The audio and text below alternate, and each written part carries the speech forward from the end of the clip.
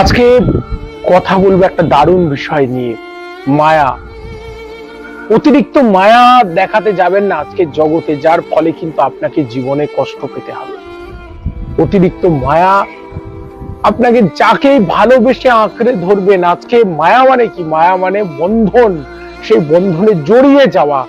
এই মায়াগুলো হচ্ছে চিটে গুড়ের মতো। দেখবেন ইঁদুর পোকা অনেক সময় তারা মিষ্টি গুড়ের লোভে ওই চিটে গুড়ের উপর ঝাঁপ দেয়, তারপর সেখানে আটকে যায় আর সেখানেই তাদের মৃত্যু হয়।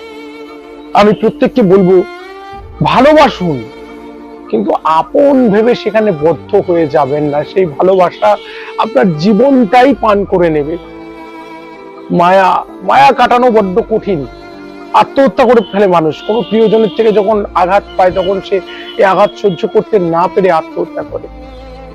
আমি জীবনে আমার নিজের জীবন বোধ, আমার নিজের জীবন বেদ আমাকে শিখিয়ে দিয়েছে যে অতিরিক্ত মায়ায় জড়িও না।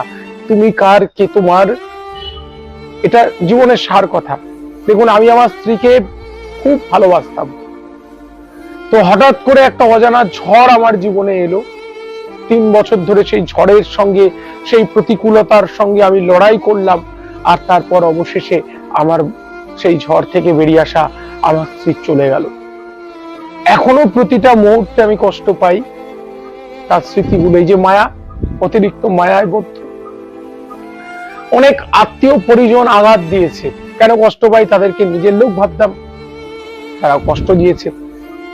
তাহলে মায়া, এই মায়া হচ্ছে যত নষ্টের কারণ। আর আমি দেখেছি, অতিরিক্ত আপন যাকে ভাববেন সেই কষ্ট দেবে।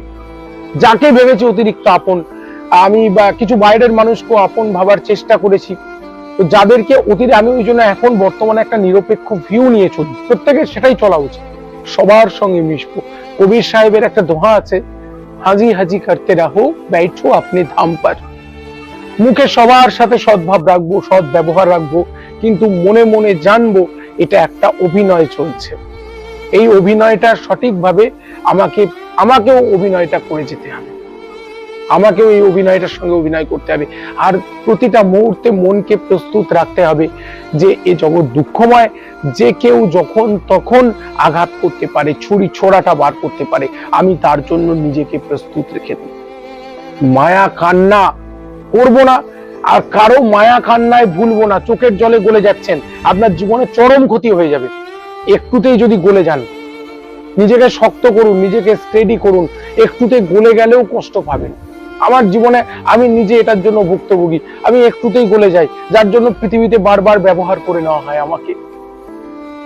আমি আমার নিজের জীবন দিয়ে শিখেছি, যে আমার সঙ্গে সম্পর্ক রাখতে চায়, থাকতে চায়, তাকে রেখে দিন। যে যেতে চায় তাকে যেতে দিন। যে ভালো হতে চায় তাকে উৎসাহ দিন। যে খারাপ হতে চায় তাকে ছেড়ে দিন। জীবনে এই নীতিগুলো বুঝুন। সারা জীবন কাঁদাচ্ছে, হয়তো 10 মিনিট কাঁদা ভালো। এইভাবেই অনুভব। পরবর্তী পর্বে বিস্তারিত আলোচনা হবে, সঙ্গে থাকুন। নমস্কার।